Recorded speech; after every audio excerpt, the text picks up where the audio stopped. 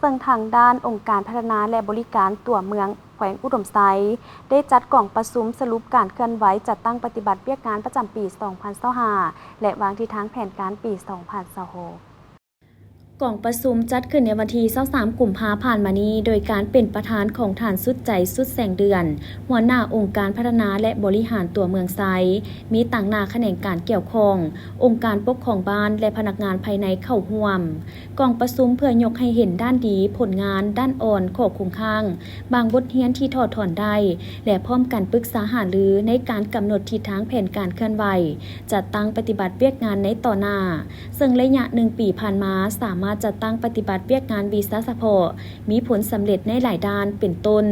การลงเคลื่อนไหวติดตามสุขยุประชาชนที่อาศัยอยู่แคมป์ทางรักษาอนามัยการขนส่งเก็บเงี้ยนขี้เหงื่อออกจากตัวเมืองไซทั้งหมด 6,000 กว่าต้นเทียบใส่แผนปฏิบัติได้80ส่วนห้อยสำเร็จการติดตั้งและปรับปรุงโถดอกไม้พร้อมทางหดน้ำดอกไม้อยู่บรรดาเส้นทางภายในเทศบาลปรับปรุงตกแต่งต้นไม้ประดับประดาตามเส้นทางจำนวน2 ครั้งลงกวดกาการปลูกสร้างที่บ่ได้เสนอขออนุญาต19 โครงการสมทบกับภาคส่วนที่เกี่ยวข้องและบ้านสร้างบทบันทึกและฮื้อถอนสิ่งปลูกสร้างที่กีดขวางการสัญจรตามแคมทาง13บ้าน377ครอบครัวในนี้ฮื้อถอนสำเร็จ159ครอบครัวเทียบใส่แผนปฏิบัติได้90ส่วนห้อยติดตามกวดกาการจกดินถมดินสะทราย12 ครั้งพร้อมทั้งแนะนำและสร้างบทบันทึกปรับไหมผู้ประกอบการ2 ครั้งซ่อมแปลงไฟฟ้าไฟเหยืองทางจุดที่เปเพ190 ครั้งเก็บกำข้อมูลป้ายทางหอม13บ้านพบเห็นป้ายเปเพเสียหาย33ป้าย